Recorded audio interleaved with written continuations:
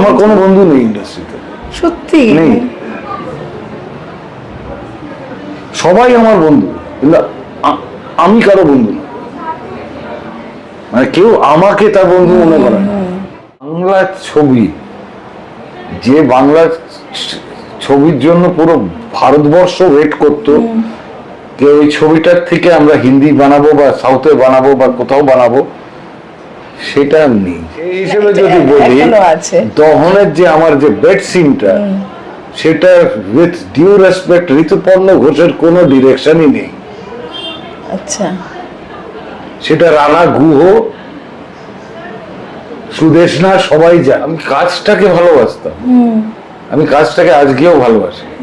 আজকে যে আমি কাজ না করে যে একটা গুম মেরে বসে আছি, এই যে ভেতরে আমার যে কি হয়, সেটা আমি কাউকে বলে বোঝাতে পারবো না। আমি যেদিন খেতে পাইনি, আমি সেদিনও মাথা নিচু করিনি, আজকেও করি না। আমার হাত জোর করে কাজ পাওয়ার থেকে কাজ না করাটা অনেক বেটার। আমি কাউকে কোনোদিনও অয়েলিং করি। চৈত্র মাস যখন করলাম, তো সেদিন চৈত্র মাসে আমাকে নায়ক বলে, কিন্তু নায়ক আমরা দুজনেই ছিলাম। দীপক দাও ছিল, চিরঞ্জিত চক্রবর্তী, আমিও ছিলাম।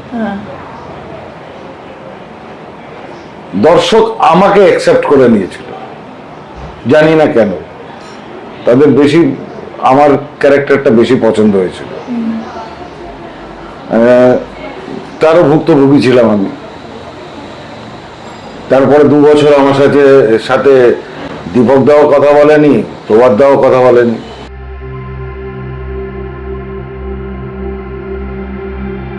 আমার দর্শক তো আমাকে চায়, কিন্তু যাদের সাথে আমি কাজ করি বা করতাম, তারা কেউ আমাকে চায় না।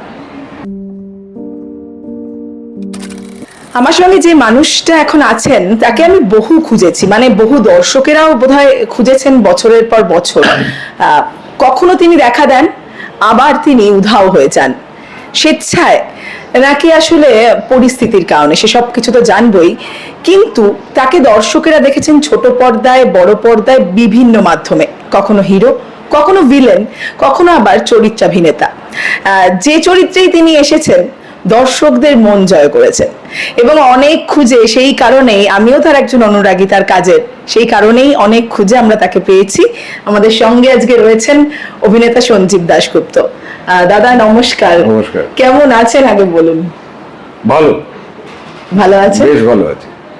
আমি শুরুতেই বলছিলাম যে অনেক খুঁজেছি, এবং বলে রাখি যে দাদার মানে আমার বৌদির মাধ্যমে, দাদার ওয়াইফ, তার মাধ্যমে দাদার সঙ্গে যোগাযোগ, না হলে সেটাও হতো না। সবকিছু থেকে একদম দূরে আমার মনে হয়। সেটা কি খুব সচেতন ভাবে? হ্যাঁ, মানে স্বেচ্ছায় আমি লোকেদের থেকে একটু দূরে সরে গেছি, স্বেচ্ছায়। কারণ আমি দেখলাম আমার দর্শক তো আমাকে চায়, কিন্তু যাদের সাথে আমি কাজ করি বা করতাম, তারা কেউ আমাকে চায় না। কেন এটা মনে হলো? মানে এত ভালো ভালো কাজ, এমন কাজ নিয়ে মুগ্ধ করেছেন, তারপরও? তার কারণ হচ্ছে তারা আমাকে ভয় পায়। আমি তাদের কাছে ভালোবাসার পাত্র ছিলাম না, আমি ভয়ের পাত্র ছিলাম। তো বেশি দিন ভয়কে কাছে রাখা যায় না, ভয় থেকে লোকেরা দূরে চলে যায়। তো তারা দূরে যাওয়ার আগে আমি সরে গেলাম তাদের কাছ থেকে। ভয়ের কারণটা কি? মানে দর্শকদের ভালোবাসা। দর্শকরা তো আর রাজনীতি করেন না, তাদের যাকে ভালো লাগে ভালো লাগে, যাকে ভালো লাগে লাগে না। তারা উদার হয়ে বলেন সেটা। সেই বলাটাই আমার জন্য মানে পজিটিভ হওয়ার বদলে এটা নেগেটিভের কাজ করে গেছিল। তাদের চাওয়াটা আমাকে লোকের পছন্দ হতো না। কারণ আমি যে চরিত্রই করেছি, সেটাই কিন্তু তারা দর্শকরা মানে আমাকে বুকে জড়িয়ে ধরেছে ওই চরিত্রে। একদম। সেই জিনিসটা যারা আমার সাথে কাজ করতো তাদের পছন্দ ছিল। আপনি একজন অভিনেতা, আপনার চেহারা সব ক্ষেত্রেই একজন ভালো মানে হিরো হওয়ার মতো একজন মানুষ, একটা চরিত্র আমরা সেভাবে বলতে গেলে। সেক্ষেত্রে আপনি হিরো হয়েওছেন ছবির, সেগুলো কয়েকটা, মানে প্রচুর নয়, কিন্তু হিরোদের পাশাপাশি যে চরিত্র করেছেন সেখানেও আপনি প্রমিনেন্ট ভীষণভাবে।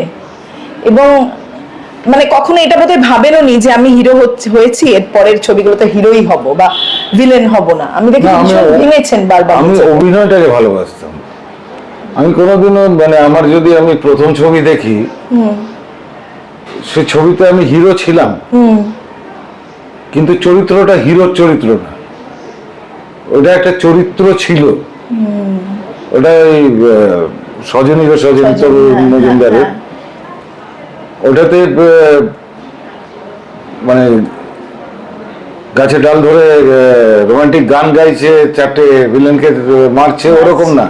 ইট ওয়াজ আ ক্যারেক্টার যে অন্ধ হয়ে যায়, যে দেখতে পায়, যে গান ভালোবাসে, খেতে ভালোবাসে, ওটা একটা চরিত্র ছিল।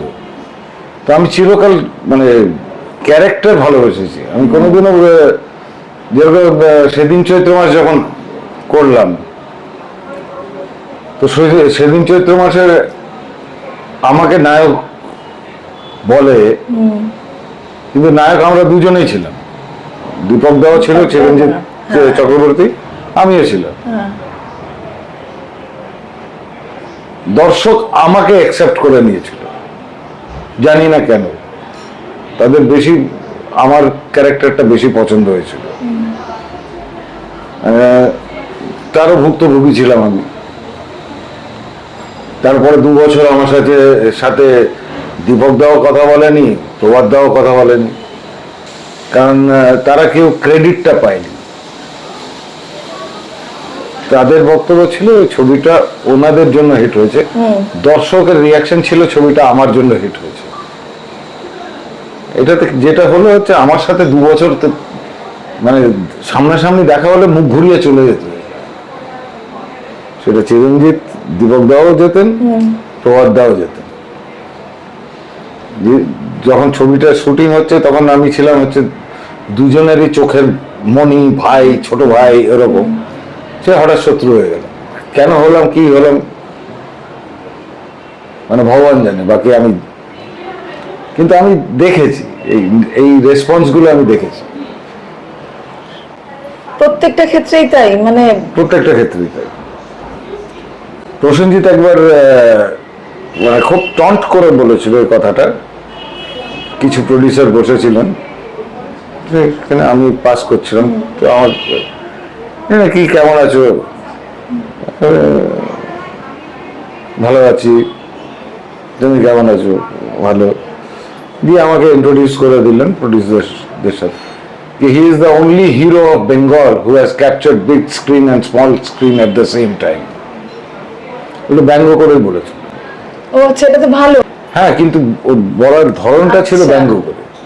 যেরকম একদিন আমি স্টুডিওতে হঠাৎ শঙ্কর চক্রবর্তী হেঁটে আসছে, তার আগে জাস্ট আগে আমি বুদ্ধদেব দাশগুপ্তর একটা ছবিতে আমাকে নেওয়ার কথা ছিল, তো আমার সাথে ওনার টার্মস অ্যান্ড কন্ডিশন পোষায়নি, আমি করিনি ছবিটা। ওটা একটু কুস্তি ফুস্তির ওপরে ছিল, তাপসদার রোলটা করেছিল। আচ্ছা, আমার রোলটা যেটা আমার করার কথা ছিল সেটা আমার মনে হয় শঙ্কর করেছিল, আই ডোন্ট রিমেম্বার। তো জানি না কি হয়েছিল, হঠাৎ শঙ্কর, ও বাবা, গুরুদেব মানুষ, আপনি তো যাকে তাকে না বলে দেন। আমি কেন কি হলো জানি না। তার আগে আমার খুব ভালো বন্ধু ছিল। খের তারপরে আবারও নর্মাল হয়ে গেল, কিন্তু ওই একটা পিরিয়ডে ও কিরকম আমার এগেনস্টে চলে গেছিল। মানে কিন্তু সবার একসঙ্গে মানে খারাপ লাগা বা খারাপ হওয়ার কারণটা মানে কি, মানে সবাই না, আমার এগেনস্টে পুরো ইন্ডাস্ট্রি চলে যাওয়ার বেসিক কারণ আমি এই জিনিসগুলো আমার থেকে অনেক জুনিয়র ছেলেটা আমার সাথে পাঠ করতে করতে ডিরেক্টরকে বলছে যে আমার কিন্তু রানাদার সাথে সিন রেখো না, যতই যাই হোক রানাদার পাশে আমরা দাঁড়াতে পারি না, আমাদের সিন রাখবে না রানাদার সাথে। তুমি ওরা নিজেরাই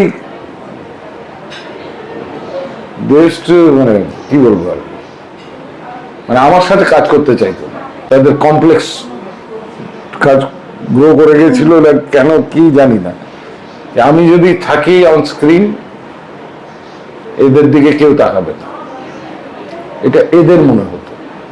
আমি মনে করি কি অন স্ক্রিন যদি আমরা দুজন থাকি কি তিনজন থাকি, ইট ইজ দেওয়া নেওয়ার ব্যাপার থাকে। আমি দিচ্ছি তুমি নিচ্ছ, তুমি দিচ্ছ আমি নিচ্ছি, এই এই জিনিসটা যদি হয় তখন একটা সিন গ্রো করে, আর এই জিনিসটা যদি না হয় সিনটা ফল করে যায়। কিন্তু আমি অনেকের সাথে কাজ করে দেখেছি, তাদের বিশ্বাস হচ্ছে তারা মনে করে আমি আমারটা যদি ঠিক করি তাহলেই সব ঠিক হয়ে যাবে, যেটা না। টোটাল যদি ঠিক থাকে তাহলে জিনিসটা ঠিক হয়। আমি দেখেছি আমার কোনো ছবি আমার মা দেখে এসে যদি আমাকে এই কথাটা বলতো, তোর ক্যারেক্টারটা খুব ভালো হয়েছে, আমি জানতাম ওই ছবিটা ফ্লপ করবে। আচ্ছা, সবারটা বলতে হবে। যদি বলতো কি ছবিটা খুব ভালো হয়েছে, তাহলে বুঝতাম কি ছবিটা চলবে। যদি এই কমেন্ট আমি পাই কি ওই ক্যারেক্টারটা খুব ভালো করেছে, তার মানে ছবিটা গেছে। তা একা হয় না। ইভেন মানে টু বি ভেরি অনেস্ট, আপনি উত্তম কুমারের ছবি দেখে নেন, একা উত্তম কুমার কিন্তু কোনোদিনও কোনো ছবি টানতে পারেনি। কি দিগ্গজ এক একটা পিলার ছিল ওনার যুগে, আর সবার টোটাল ইয়েটা একটা ছবিকে মাইলস্টোন তৈরি করতো। আজকে আছে একটা, সবাই ভাবে আমার রোলটাই যদি আমি পারফেক্ট করি তাহলেই ছবি চলবে। যেটা আমি ইদানিং দেখছি, মানে টু বি ভেরি অনেস্ট, আমি দেবের ছবিতে আমি সেই জিনিসটা পাই না। আমি দেবের রিসেন্ট একটা ছবি দেখলাম, কোনটা বলুন? প্রধান, অনেক কিছু আছে, প্রজাপতি। প্রধানে তো মানে লিটারালি আমার কিছু জায়গায় মনে হয়েছে আরে ডান্ডাটা তুলে মার না, কিন্তু ও নিজের ক্যারেক্টারটা এত সুন্দর পোর্ট্রে করেছে যে ও লয়ের বাইরে যাবে না। না, যেটাতে বাচ্চাটাকে কিডন্যাপ করে নিয়ে গিয়ে স্বস্তিকাও ছিল, ও টেক্কা, হ্যাঁ, আমার খুব ভালো লেগেছে। আমার লিটারালি মানে আমার বলতে দ্বিধা নেই কি আমার ওর অভিনয় ভালো লাগে। মানে ছেলেটা এত চেষ্টা করে, মানে ওর আমি ইনিশিয়াল ছবিও দেখেছিলাম যেখানে হি ওয়াজ এ নন অ্যাক্টর কাইন্ড, সেখান থেকেও আস্তে আস্তে নিজেকে কিভাবে তৈরি করছে, এটা সত্যি অ্যাপ্রিসিয়েট করার জিনিস। মানে আপনি ভালোটাকে খুব ভালোভাবে ভালো বলতে পারেন, এটা আমি বুঝতে পারলাম। মানে যে ভালো, যেটা ভালো সেটা আমি ভালো বলতে পিছু পা হই না। আমি চিরকাল এরকম, যেটা আমার কাছে ভালো না সেটা ভালো না, সে যেই হোক, যেটা ভালো সেটা ভালো। যার যে ক্ষমতাটা আছে আমি সেটাকে অ্যাপ্রিসিয়েট করি। ঠিক আছে, আমার সাথে নেগেটিভ হলো কি হলো সেটা পরের কথা। যেমন Prosenjit, is one of the best politician ever born. Or actually অভিনয় ছেড়ে রাজনীতিতে থাকা উচিত। ও রাজনীতিটা এত ভালো বোঝে, কাকে কখন কিভাবে সরাতে হবে, কাকে দিয়ে কি কাজটা করাতে হবে, ও মানে হিজ মাস্টার।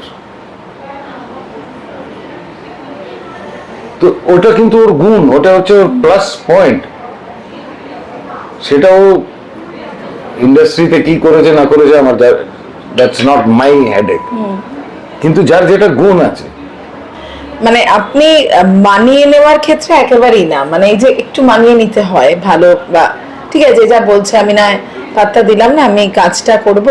একটু কাজ, ভালো কাজ পেতে হলে তো খানিকটা মাথা নত করতে হয়, মানিয়েও নিতে হয় পরিস্থিতির সঙ্গে। আমি সেটা মাথা বোধহয়- নিচু কোনোদিনও করিনি। আমি যেদিন খেতে পাইনি আমি সেদিনও মাথা নিচু করিনি, আজকেও করি না। আমি চিরকাল একটা জিনিস বিশ্বাস করি, I am a born emperor, I live like an emperor, I will die like an emperor. আমার হাত জোর করে কাজ পাওয়ার থেকে কাজ না করাটা অনেক বেটার। আমি কাউকে কোনোদিনও অয়েলিং করিনি। আমার ফার্স্ট ছবিতে হয়েছে, আজকে তনুদা নেই, এই জিনিসটা ইন্ডাস্ট্রিতে রটে গেছে।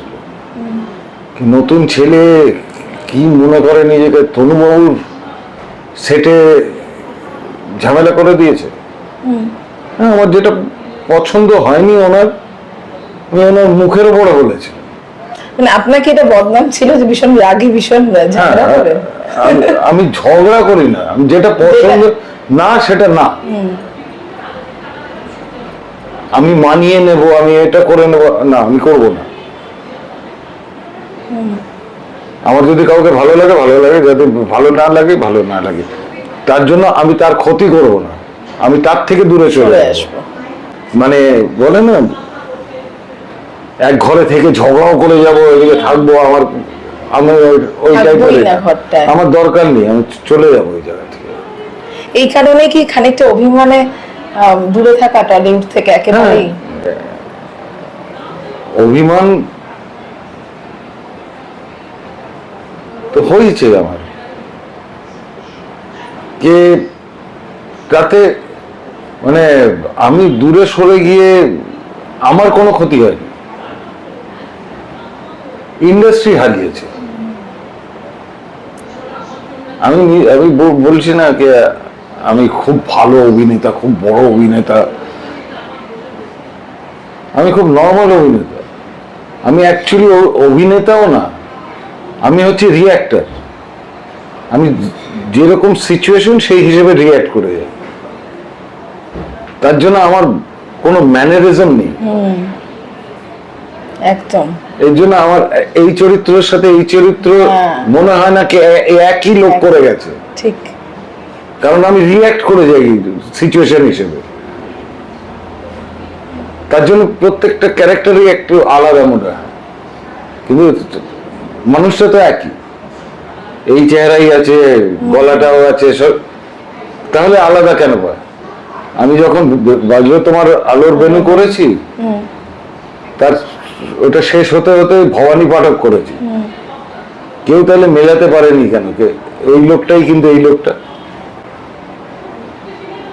আমি ভবানী পাঠক তখন জানুয়ারিতে আমার ক্যারেক্টারটা এলো, ফেব্রুয়ারি মাসে আমি আমার স্ত্রীকে নিয়ে দার্জিলিং বেড়াতে যাচ্ছিলাম। বাগডোরাতে ল্যান্ড করে আমি লাগেজের জন্য ওয়েট করছিলাম, একজন ভদ্রলোক এসে আমাকে বললেন, আপনি আমার থেকে বয়সে ছোট, নইলে আপনার পা ছুঁয়ে আমি প্রণাম করতাম, কারণ আমার গ্রামে ভবানী পাঠকের মন্দির আছে, আমরা সেটাকে পুজো করি। আপনি সত্যি যে ভবানী পাঠককে আমরা স্বপ্নে দেখতাম সেটাই আপনি। আরে তো ভালো। আর এরকম কমেন্ট, সত্যি এগুলো তো দর্শক, তো এটাই আসল পাওয়া মনে হয় অভিনেতা অভিনেত্রীর জীবনে। নেগেটিভ রোল করেছি, আর এরকম হয়েছে, ওষুধের দোকানে গেছি ওষুধ নিতে, একটা বয়স্ক ভদ্রলোক ওষুধ নিচ্ছিলেন, তা আমি ওষুধগুলো বলে আমি গেছি আর একটা কাজ করতে, করে আমি প্যাক করে এসেছি, তো ভদ্রলোক তখনও দাঁড়িয়ে আছেন, তা আমাকে বলছেন, আপনাকে একটা কথা বলবো। আমি কথা আপনার সাথে বলতে চাইছিলাম না, কিন্তু আপনি চলে যাওয়াতে আমি দোকানদারকে জিজ্ঞেস করলাম, তো দোকানদার বললো কি আপনি খুব ভদ্র, খুব ভালো মানুষ, তাই আমি কথাটা বলছি আর কি। আপনার কপাল ভালো আমার স্ত্রী এখানে নেই, নইলে চটি খুলে আপনাকে পেটাতো। তো এইগুলো তো অ্যাচিভমেন্ট। একদম আসল অ্যাওয়ার্ড বোধহয় কিন্তু জীবনে। এর থেকে বড় অ্যাওয়ার্ড হতে পারে না। না। দর্শকের এই রিয়াকশন হয়ে যাচ্ছে আমাকে দেখে, আমি নেগেটিভ, মানে আমাকে জোর করে কেউ নেগেটিভ, আমি নিজের থেকে নেগেটিভ রোল করতে চেয়েছিলাম, কারণ আমি গুড বয় করতে করতে হারিয়ে গেছিলাম। আমি যাই করেছি প্রত্যেকটাই গুড বয়।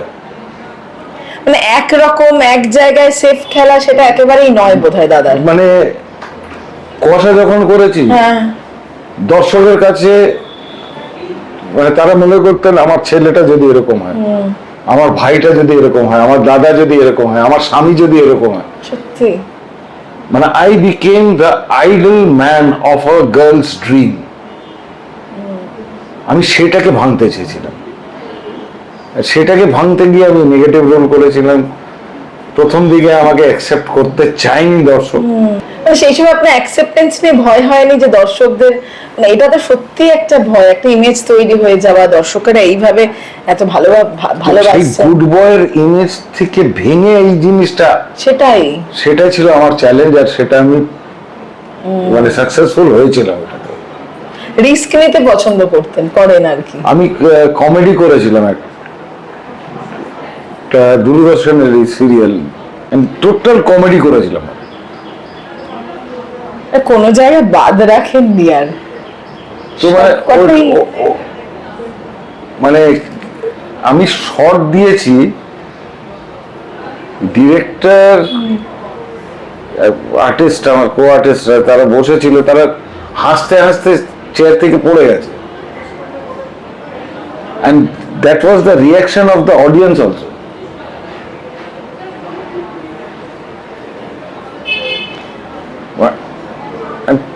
মানে আমাকে যদি, যেহেতু আমি অভিনয় কারো কোনোদিন শিখিনি বা কিছু, আমি তো ন্যাচারাল, আমি বললাম না, আমি রিয়াক্ট করি সিচুয়েশনে। এবার কখন যে কি আমি করে ফেলি আমি নিজেও জানি না। ভীষণ আনপ্রেডিক্টেবল, তার মানে মানে সহ অভিনেতাদের জন্য। না, এটা কিন্তু আমাকে আনপ্রেডিক্টেবল অ্যাক্টর, এটা আমাকে দুলালদা বলেছিলেন, দুলাল লাহিড়ী। আমাকে যেরকম রবি ঘোষ তরুণ মজুমদারকে বলেছিলেন এই বাঘের বাচ্চাটাকে কোথা থেকে জোগাড় করেছেন, তনুদা বলেছিল আমি জোগাড় করিনি, অনুপ জোগাড় করেছে, অনুপ কুমার। তো রবিদা বলেছিলেন নিজে একটা বাঘের বাচ্চা, তো আর একটা বাঘের বাচ্চা জোগাড় করে দিয়ে এসছে। আচ্ছা, মানে আপনি খুব সহজে বলছেন কথাগুলো, কিন্তু এই যে এত ভালো অভিনয় করা, নিশ্চয়ই অভিনয়টাকে ভালোবেসেছেন বলেই, এবং এই নানান কারণে নিজের ভালোবাসা থেকে দূরে থাকতে হচ্ছে, এটা কখনো ভাবায় না যে না ঠিক আছে ইন্ডাস্ট্রি হলো না? আপনার শুনবো দাদা থেকে যে আপনি বলিউডে ক্যামেরার পেছনে কাজ করেছেন এবং সবটাই জানা, তো সেটাই বলছি যে কেন পুরোপুরি অভিনয় থেকে ধরে অন্য ইন্ডাস্ট্রি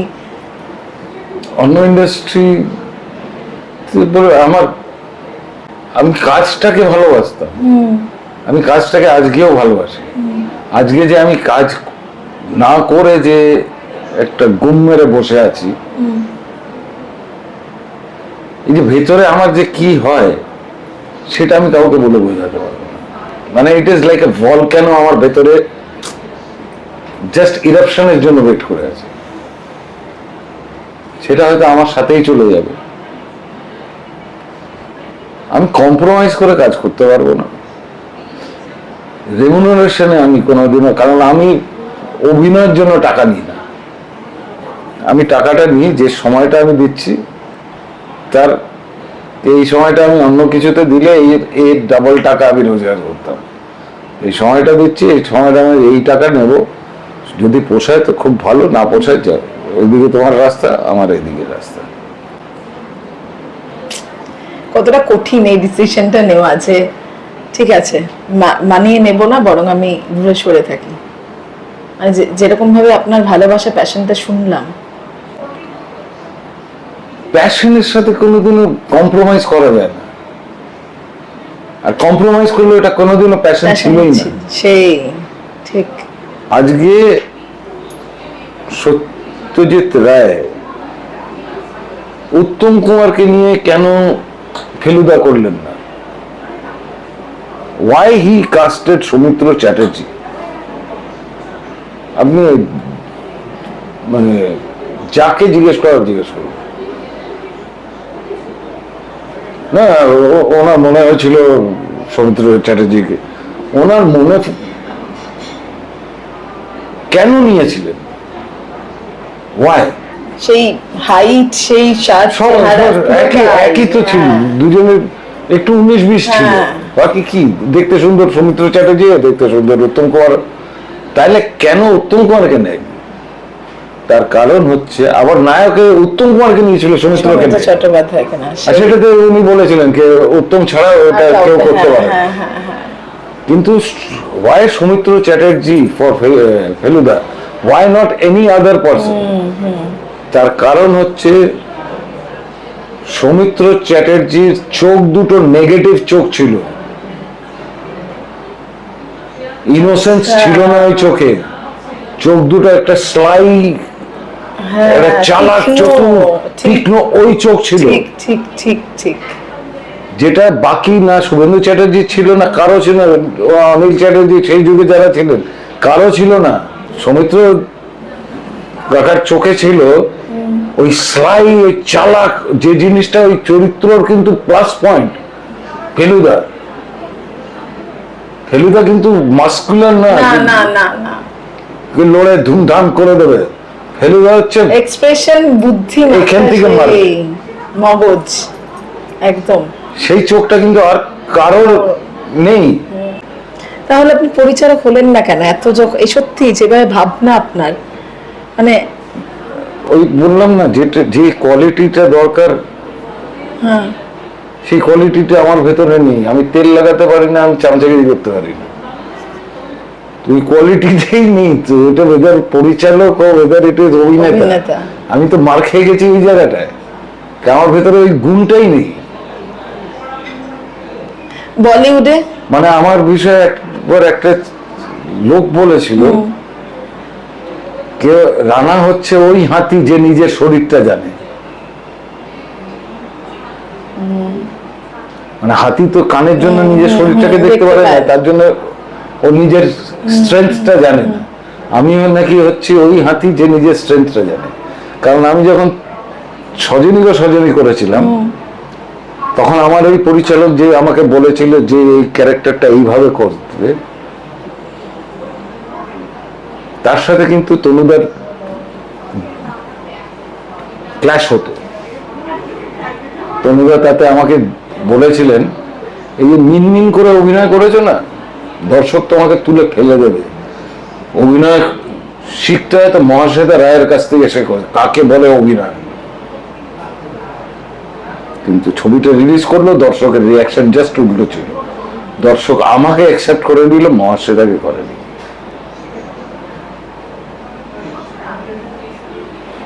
তো আমার পরিচালক যে আমাকে গাইড করেছিল এই মিনমিন অভিনয়টা, সেটা কিন্তু দর্শকের পছন্দ হয়েছিল।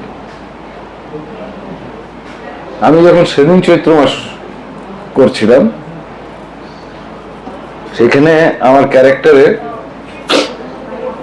আমি তো বাংলা ঠিক করে পড়তে পারতাম না, তারপরে আবার অনেক গ্যাপ হয়ে গেছিল, তো আমার ভীষণ বাংলা শেখা কিভাবে, মানে কাজ করতে করতে পুরোটা? হ্যাঁ, মানে আমি সজনী করার টাইমে বর্ণ পরিচয় কিনে নিয়ে এসে আমাকে রেকর্ড করে দিয়েছিলেন তনুদা ডায়লগস, আর স্ক্রিপ্টটা দিয়েছিলেন, আমি স্ক্রিপ্টের সাথে অক্ষর মিলাতাম, বাপরে, ওই করে করে আমি শিখেছি। এখন আমি ওরকম রপাটা বাংলা পড়তে পারি না, আমি খুব ধরে ধরে ধরে ধরে পড়তে। কারণ আপনি বেড়ে ওঠা মহারাষ্ট্রতে, সেই কারণে আর কি। তো আমি এই ক্যারেক্টারটাকে, আমাকে প্রভাতটা বলেছিল কি তুমি একবার হিন্দি ছবিটা দেখে নিও, চিচ্চোর, অমর পালেকারের চরিত্র কিভাবে করবে। না, আমি ছবি দেখবো না, কারণ আমার কপি করার একটা টেন্ডেন্সি থাকে, আমি ভীষণ, আমি যে কাউকে কপি করতে পারি, আমি ওইটাতে ক্যারিড অ্যাওয়ে হয়ে যাবো আমার। তো আমি দেখিনি ছবিটা। যেমন তারপরে আর একটা ছবি করেছিলাম স্বপ্ন নিয়ে, সেখানে অন স্ক্রিন যদি আমি সারাক্ষণ নখ কামড়াচ্ছি দেখাই, ওটা ভালো লাগবে না। একটা লোক সে ক্যারেক্টার একটা করছে, সারাক্ষণ একটা ইমেজের মধ্যে নিজেকে ফলস ইমেজ ক্রিয়েট করে রেখে দিচ্ছে যাতে অরিজিনাল লোকটা না ধরা পড়ে। তো সে, কারণ সামনের লোকটা দেখতে পাচ্ছে না, কিন্তু সে ধরে ফেলতে পারে। তো সেখানে আমি যদি নখ কামড়াই সেটা তো দেখতে ভালো লাগবে না। তো আমি যেটা করেছিলাম হচ্ছে সারাক্ষণ হাত দুটোকে পকেটে ঢুকিয়ে শোল্ডারটাকে টেনে রাখতাম, কে এই ধরা পড়ে গেলাম, এই ধরা পড়ে গেলাম। মানে সারাক্ষণ আমার এক্সপ্রেশনের মধ্যে একটা চোর ধরা পড়ে যাওয়ার আমি জিনিসটা রেখেছিলাম। সেটা আবার ক্রিটিক্সরা বুঝতে পারেনি। তারা লিখে দিল সঞ্জীব দাশগুপ্ত পকেটে হাত ঢুকিয়ে অভিনয় করে গেলেন। এরা কেউ সব বেসিক্যালি টাকার খেলা আর পলিটিক্সের খেলা। যদি আমার কাছ থেকে প্যাকেট পৌঁছাতো সে কোনোদিনও জিনিসটা লিখতো না। আমি কোনোদিনও কাউকে প্যাকেট পৌঁছাইনি। আমি যখন দহন করছি তা আমি একটাই কথা বলেছিলাম, মানে ঋতু আমি ভীষণ কপি করার একটা টেন্ডেন্সি আছে। তুই যেভাবে আমাকে বলছিস আমি যদি সেইভাবে অভিনয় করি আমি কিন্তু তোকে তুলে ছেড়ে দেবো আমি। তো হি ক্রাইড আউট, না না না না না না, তুমি তো আমার মতন করো। আমার এখনো রেস্টুরেন্ট সিনটাতে তুই ওদের মাসেল পাওয়ার জানিস, যে কোনো দিন তোকে তুলে নিয়ে গিয়ে রেপ করে ফেলে দিতে পারে। আমি খুব ক্যাজুয়ালি বলেছিলাম। ঋতুপর্ণ ঘোষের কি মনে হলো কি আমার গলা এত পাওয়ারফুল, ওর মনে হলো এই গলা যদি হয় তাহলে ক্যারেক্টারটা সবাইকে ডমিনেট করে যাচ্ছে। আমার রোলটা ডাবিং করালো অঞ্জন দত্তকে দিয়ে। অঞ্জন দত্ত খুব ভালো ডাবিং করেছিল, কিন্তু ঋতুর মনে হয়েছিল আমার গলা যদি হয় it is very dominating voice, সেটা সব ক্যারেক্টারকে ডমিনেট করে। কারণ ও এডিটিং এর টাইমে দেখেছে অরিজিনাল সাউন্ড ট্র্যাকে হয়তো ওর মনে হয়েছে কি এই গলা যদি হয় তাহলে অন্য রোলগুলো সাপ্রেসড হয়ে যাবে। সেই টাইমে ঋতু প্রভাত রায়কে ফোন করে বলেছিল কি অন্য কাউকে দিয়ে ডাবিং করাও, সঞ্জীবের গলা রেখো না। সঞ্জীবের গলাটা তো আমাদের বাঙালিদের গলার মতন না, ওদের একটু গ্রাফ গলাটা। তো অনেক মানে এক একটা ছবিতে কিছু ডিরেক্টর প্রডিউসার তারা ট্রাইও করেছিল, দর্শকের রিয়াকশন ছিল, আমার খুব ভালো লেগেছে, কিন্তু গলাটা তো আপনার না, সেটা বুঝেছিলেন। আমার দর্শক, আমি লন্ডনে হোক, আমি স্পেনে হোক, আমি যেখানে বাঙালি আছে আমি তারা যেই আমাকে দেখে তারা বুঝতে পারে কি I am the same man. আপনার কথার মধ্যে মানে প্রথম থেকে ছবিতে টান ঠিক বলবো না, কিন্তু বোঝা যেত যে মানে বাংলায় অসুবিধা সেটা বলা যেত না, কিন্তু একটা অদ্ভুত সুন্দর টানছে সেটা শেষ ঠিকানাতেও যদি আমরা দেখি, মানে দেখেছি অনেকগুলো। আমার কি বলবো, আমার কথা বলে নন বেঙ্গলি না, কিন্তু বাঙালিও না, একটা এটা সামনের মানে কোথাও একটা কোশ্চেন মার্ক আছে কি মানে এটা রবীন্দ্রনাথের কবিতা পাঠ করার বাঙালি না, আবার এটা কিন্তু কোন উর্দু শায়েরের শায়েরি করাও না, ওই জিনিসটা সেই মানুষটা সামনের একটা ইন বিটুইন কিছু একটা একদম জবা খিচুড়ি টাইপের কিছু ব্যাপার আছে। এবং সেটা বোধহয় ইউনিক, মানে আপনার কাজটা সেটা ক্লিক করেছে একদম একদম একদম। ডিরেক্টর ক্যামেরাম্যানের সাথে কমিউনিকেট করতে পারছে না, যে যেটা চাইছে এইভাবে চাইছে, কি চাইছে। আমি হয়তো জিজ্ঞেস করেছি কি হয়েছে, না কিছু বোঝাতে পারে না, এ পারে না, ঠিক আছে ঠিক আছে কি হয়েছে, না আমি এই জিনিসটা চাইছি। ডিরেক্টর বলবো, ক্যামেরাম্যানকে আমি ডেকে বুঝিয়ে দিলাম এই জিনিসটা তো চাইছে, সিম্পল তো, এই যে এইটা এই হবে।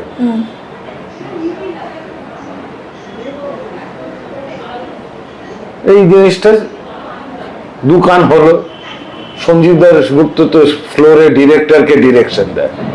বাহ, সেই হিসেবে যদি বলি, এখনো আছে। দহনের যে আমার যে বেড সিনটা, সেটা উইথ ডিউ রেসপেক্ট ঋতুপর্ণ ঘোষের কোনো ডিরেকশনই নেই।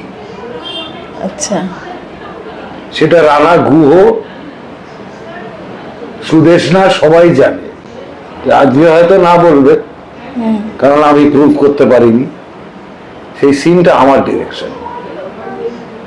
লাস্টের দিকে সিন চলাকালীন আমার মনে হলো কি ডায়লগ শেষ করে কিস করার কোনো মানে হয় না। ইন্দ্রাণী হালদার প্রিপেয়ার ছিল না, আমি চুলটা ধরে এরকম টেনে নিয়ে কিস করতে করতে ডায়লগ বলেছিল। সিনটা পুরো আমার ডিরেকশন, কিন্তু ক্রেডিট কে ওর। আমি মানে সেটা রাখাও হলো, এটাও যে মানে সেটা রাখা হলো, সেটা টিল ডেট বলা হয় the best bed scene of Indian cinema. যেটুকুনি দরকার সেটুকুনি, একদম তার বাইরে ছিল না, ভালগারিটি ছিল না। যখন ওই সিনেমাটাতে, তখন আমি ঋতুর খুব ক্লোজ ছিলাম, তারপরে ঋতুর ইগো আর আমার সেলফ রেসপেক্ট দুটো ক্ল্যাশ করে যাওয়াতে ভেঙে গেল, ফ্রেন্ডশিপটাই ভেঙে গেল। কারণ ও আমার সাথে ফ্রেন্ডশিপে ও আরেকটা জিনিস ভেবেছিল, যেটা আমি কোনোদিনও এগ্রি করিনি, তার জন্য ভেঙে গেল আর কি। এই চিরকাল আমি যার কাছে কাজ শিখেছি, চিরকাল একটা জিনিস শিখেছিলাম। কার কাছে দাদা?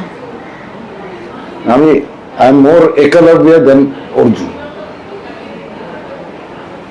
অর্জুন হতে গেলে ওনার তেল লাগাতে হতো, আমি তেল লাগাতাম না, আমি দূরে দাঁড়িয়ে দাঁড়িয়ে কাজ শিখতাম। সেটা কে একটু শুনি? রাজ কাপুর। কিন্তু আমি গুরুদেব জির কাজ ফলো করেছি, আমি মানিক বাবুর কাজ ফলো করেছি, আমি বিদেশি তো আছেই, কিন্তু আমি আমার দেশের কথা বলছি। সাউথের প্রচুর ডিরেক্টর আছে যাদের কাজ আমি দেখেছি, তো প্রত্যেকের একটা করে সিগনেচার স্টাইল। একদম। যার ভিতরে সব থেকে ভার্সাটাইল ডিরেক্টর আমি পেয়েছি হচ্ছে তপন বাবু। মানে আমার মনে হয় না উনি আরো কিছুদিন যদি ফিজিক্যালি ফিট থাকতেন, আরো হয়তো মানে আনএক্সপ্লোর্ড সাবজেক্টস নিয়ে ছবি করতেন। তনুবাবু 2x2 স্কোয়ার ফিটের বাইরে কিন্তু ছবি করতে চাইতেন না। একাত্রা করেছেন, সেগুলো সাকসেসফুল হয়েছে, কিন্তু উনি কোথাও না কোথাও একটা ওনার মনে হতো যে এর বাইরে গেলে কিন্তু আমার ছবি চলবে না। একদম। আজকে আমার ছবি না, ওনার ছবি দাদার কীর্তি। দাদার কীর্তিতে হিরো কোথায়? সেই আমার তো মনে হয় মহুয়া রায়চৌধুরী আসলে অ্যাকচুয়াল হিরো। তুমি এটা হিরোইন ওরিয়েন্টেড ছবি। একদমই একদমই ঠিক ঠিক। যেখানে যদি হিরোইনের পরে আমি কোনো ক্যারেক্টার পাই, সেটা হচ্ছে অনুকুমার। হ্যাঁ হ্যাঁ, যাই হোক দাদা, অনেকক্ষণ আমরা কথা বলে ফেলেছি বলতে বলতে। দাদা যে এত কথা বলবেন এবং কথা মানে ভালো লাগবে, এটা বললাম না, এটা কিছু না। তুমি ভলক্যানোটাকে একটু কত কথা, এবং আপনি কিভাবে কাজকে দেখেছেন, কতটা গভীরে গিয়ে এত ভালোভাবে ভাবেন। আপনার নিজের এখন নিজের মতো করে পরিচালনা করার ইচ্ছা হয় না কোনো কাজ তৈরি করার? নিজের ইচ্ছা, কিন্তু সেই ইয়ে কোথায়? মানে ভেবেছেন বা সেই প্যাশনেট প্রডিউসার কোথায়? আমি প্রডিউসারকে বলবো আমার এই জিনিসটা এইভাবে, এইটা দরকার, সে বললো হবে না, এটা কম্প্রোমাইজ করে নিন, এটা এখানে কম্প্রোমাইজ নয়। আমি যেরকম সেই এটা তো করতেই হয়। আমি ছবির ডিরেক্টরকে বলেছি, তুই দেখাচ্ছিস কোটিপতির ছেলে, একটা মার্সিডিজ হায়ার করে আনতে হবে, গাড়ির তো ভাড়ায় গাড়ি তো পাওয়া যায়। সে আমাকে বলছে ভাড়ার গাড়ি তো দেখেই বোঝা যাবে। কি করে?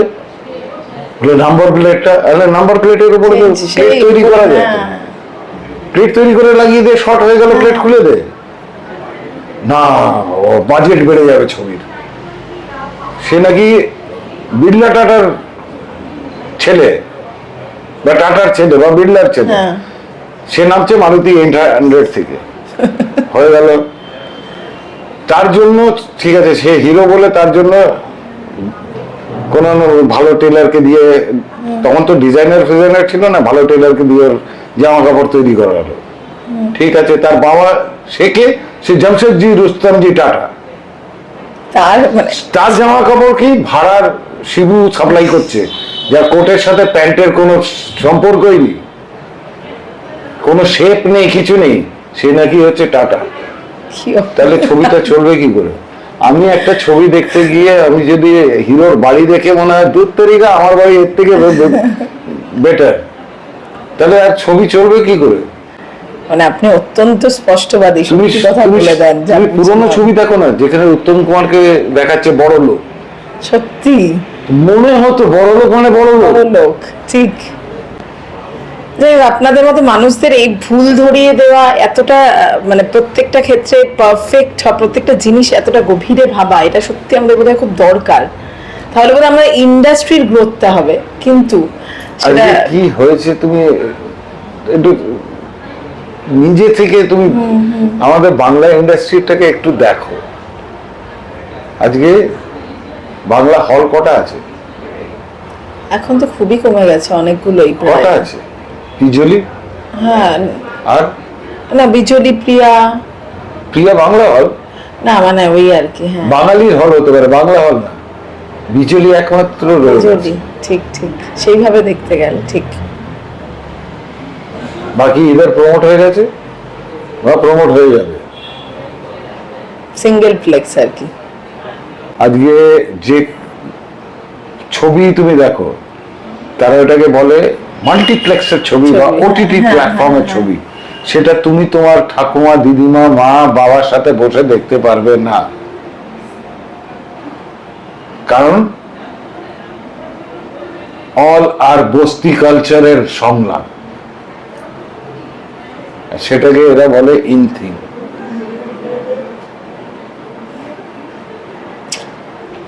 মা বোন তুলে গালাগালি করে যে সংলাপ ছাড়া বলা যায় না, সেটা এরা দেখিয়ে দিচ্ছে।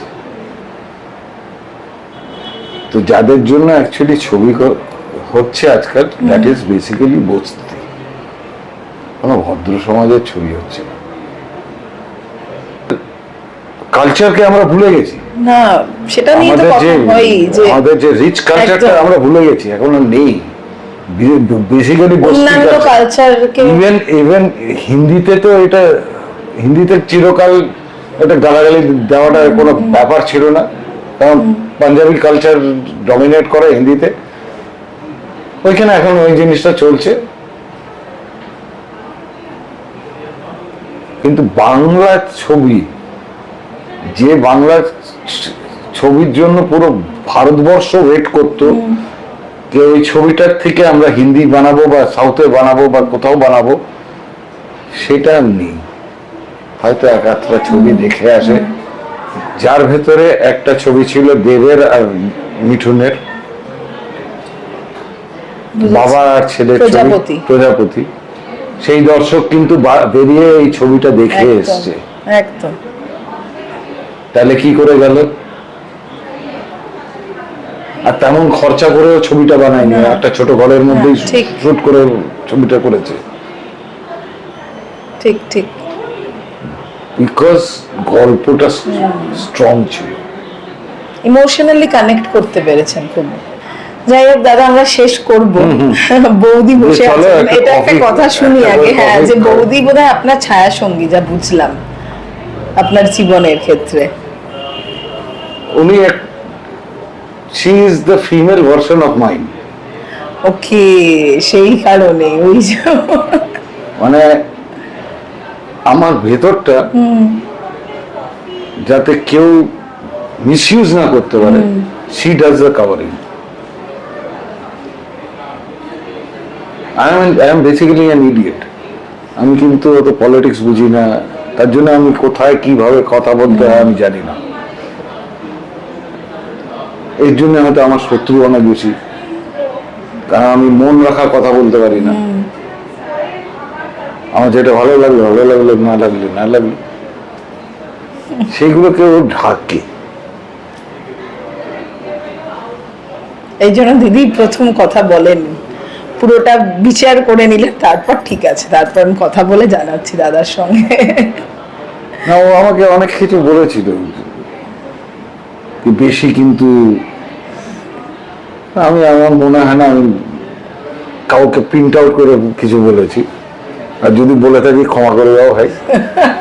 না, তবে সত্যি আমরা সকলেই চাই দাদা আপনি আবার কাজ করুন, মানে আপনি যেভাবে ভালো কাজে সেটা আমাদের- আসলে আমি নিশ্চয়ই করব। আমি যেটা আমার প্যাশন, আমি সেটা কেন আমি কিন্তু আপনি বলেন কাউকে যে ভালো কাজ আছে কিনা, সেটাও তখন না, আমি আমি কোনোদিনও কারোর কাছে কাজ চাইনি।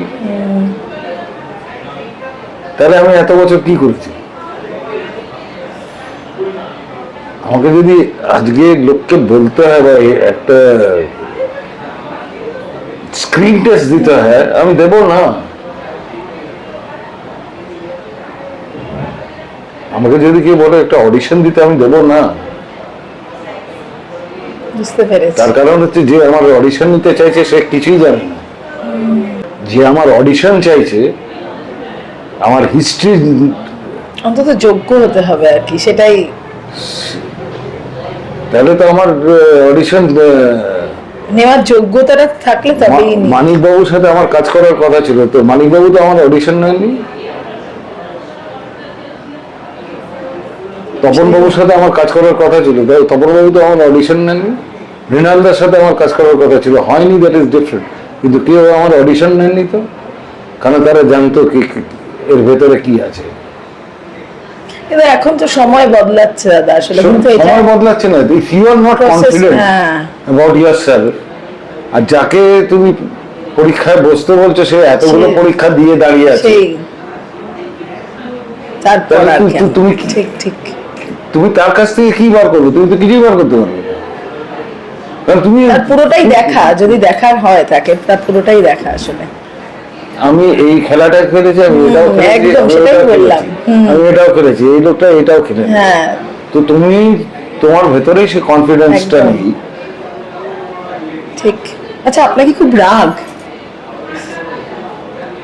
ওই বললাম না, আমি সেই হাতি যে নিজের শরীরটা জানে। মানে আপনি মানে কথা শুনে মনে হলো যে এখন একটা লোক যে কাজ জানে না, তাকে দিয়ে একটা জিনিস, আর যে লোকটা কাজ জানে তাকে দেশেই তাকে কিভাবে ইউজ করতে হয় সেটা যদি তুমি না জানো, তাহলে তুমি অ্যাভয়েড করবে। তো আমাকে লোকে অ্যাভয়েড করে। ঠিক আছে, অ্যাভয়েড করলেও দর্শকের অ্যাভয়েড কোনোদিন করেননি। আসল যারা দর্শক তো এখনো চান, এখনো আমার খুব কাছের দর্শক তো আমার পাড়ার লোক। একদম কি রে, একদম। কেন করিস না, কে কারা কারা করছে, তুই কেন করিস না, শুনতে হয়। যে তাদের এটাও আমি একটা প্রাপ্তি তাদের যে- আমি বোঝাতে পারি না, কে আমার কাছে ভালো কাজ আসে না, তো আমি কি করবো? কেউ অ্যাপ্রোচই করে না, তো আমি কি করবো? তারা কেউ অ্যাপ্রোচ করতে চাইলে তাদের মিসগাইড করে দেওয়ার লোকও তো প্রচুর। এখনো কম্পিটিশন তো ইন্ডাস্ট্রিতে আছেই, কিন্তু এই লোকটা আজকে কাজ করছে না, 17-18 বছর হয়ে গেল, তাতেও লোকেরা কেন এর মানে ভয় বসে মানে আমি যদি একদিন স্টুডিও গেছি, হয়তো এমনি গেছি, আর্টিস্ট ফোরামে গেলাম, কারোর সাথে দেখা হলো, বা কিছু পেমেন্ট হয়তো আর্টিস্ট ফোরামে করার ছিল, গেলাম, ওটা হাল্লা হয়ে যায় ইন্ডাস্ট্রিতে, কি সঞ্জীব দাশগুপ্ত এসছে আবার। কিন্তু এত অভিনেতা অভিনেত্রীরা আছেন, আপনার কেন মানে সেটা আপনিও জানেন না, কারণ সকলেরই কম্পিটিশন আছে, আরেকজনকে থেকে এগিয়ে যাওয়ার আছে, সেই লড়াইটা না, তো আমাকে যেরকম প্রত্যেকেরই জিজ্ঞেস আছে। করেছিল যখন আমি হিরো করতাম প্রথম দিকে, আমাকে জিজ্ঞেস করেছিল আপনার কম্পিটিটর আপনি কাকে মনে করেন। হ্যাঁ, তা আমি তার উত্তরে একটাই কথা বলেছিলাম, এটা আনন্দবাজারে বেরিয়েছিল, এখানে তো 4-5টা ভাই, ভাইদের মধ্যে কিসের কম্পিটিশন? আমার কম্পিটিশন হবে তো আমার ওয়েস্টের সাথে কম্পিটিশন হবে। আমি যেদিন মনে করবো আমার একটা ছবি গেল, রবার্ট ডিনিরো আল পাচিনোর ছবির সাথে আমার ছবিকে কম্পেয়ার করা হচ্ছে, আমি বুঝবো আমার সাথে একটা কম্পিটিশন হলো। সেই এখানে নিজেদের মধ্যে আমি কি কম্পিটিশন করব? কিন্তু আমার এই মেন্টালিটি বাকিদের না, তারা আমাকে কম্পিটিটর মনে করতো। তুচ্ছ থেকে তুচ্ছ যারা ধারে কাছে দাঁড়ায় না, তারাও আমাকে কম্পিটিটর মনে করতো, যাদের আমি কোনো মানে সত্যি কথা বলতে গেলে আমার দুঃস্বপ্নে তো কেউ আসেই না, আমার স্বপ্নেও কেউ আসে না মানে কোনো বন্ধু নেই আপনার ইন্ডাস্ট্রিতে? যাকে আমি কম্পিটিটর মনে করি। না কম্পিটিটর না, আমি বলছি কোনো আমার বন্ধু- কোনো বন্ধু নেই ইন্ডাস্ট্রিতে, সত্যি নেই। সবাই আমার বন্ধু, কিন্তু আমি কারো বন্ধু না। মানে কেউ আমাকে তার বন্ধু মনে করে না। আমরা আজকে শেষ করব, না হলে সত্যি এই আলোচনা এবং এই প্রশ্ন এই শেষ হবে না। নাহলে চলতেই থাকবে অনেকক্ষণ। আমার আজকে বাড়িতে কথা রান্না হলো। করার লোক আছে?